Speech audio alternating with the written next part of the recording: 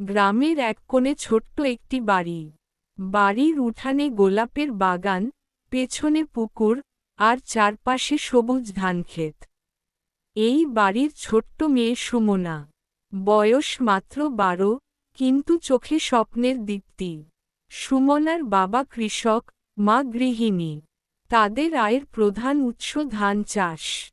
সুমনা প্রতিদিন সকালে উঠেই মা বাবার কাজে সাহায্য করত। কখনো হাঁসের খামারে খাবার দিতে যেত, কখনো বা পুকুরে মাছ ধরতে। কিন্তু তার মনে ছিল অন্য কিছু। সে চায় বড় হতে, শহরে পড়াশোনা করতে। একদিন গ্রামের স্কুলে নতুন শিক্ষক এলেন। নাম রাহুল স্যার। তিনি সুমনার মেধা দেখে মুগ্ধ হন। সুমনাকে বলেন, তুমি যদি চাও, তোমার স্বপ্ন পূরণ করতে পারো। সুমনা স্যারের কথা শুনে আরও উৎসাহিত হয়।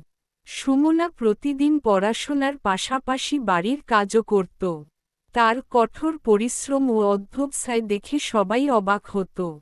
একদিন সুমনা স্যারের কাছে গিয়ে বলল, স্যার, আমি শহরে পড়তে যেতে চাই। স্যার তাকে সাহস দিয়ে বললেন, তুমি পারবে, শুধু চেষ্টা করো। সুমনা তার স্বপ্ন পূরণের জন্য কঠোর পরিশ্রম শুরু করল। সে প্রতিদিন পড়াশোনার পাশাপাশি বাড়ির কাজও করত। তার মা বাবা তার এই পরিবর্তন দেখে খুশি হন। তারা সুমনাকে বলেন, যদি তুই চাস, আমরা তোর পাশে আছি।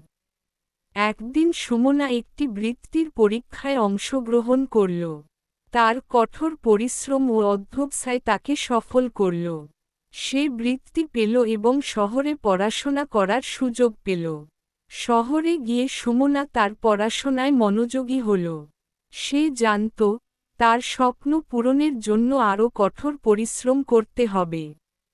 তার মা বাবা গ্রামে বসে তার সফলতা দেখে গর্বিত হতেন। বছর ঘুরে গেল। সুমনা একটি বড় প্রতিষ্ঠানে চাকরি পেল।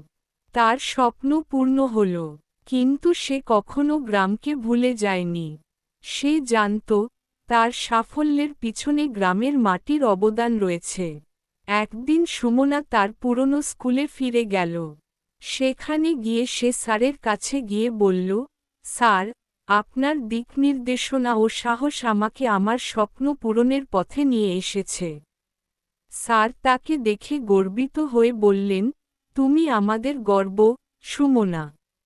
সুমনা জানত, তার স্বপ্ন পূরণের পথে অনেক বাধা ছিল। কিন্তু তার কঠোর পরিশ্রম, অধ্যবসায় ও স্যারের দিকনির্দেশনা তাকে সফল করেছে। সে জানত, স্বপ্ন পূরণের জন্য শুধু ইচ্ছা নয়, প্রয়োজন কঠোর পরিশ্রম ও দৃঢ় মনোবল।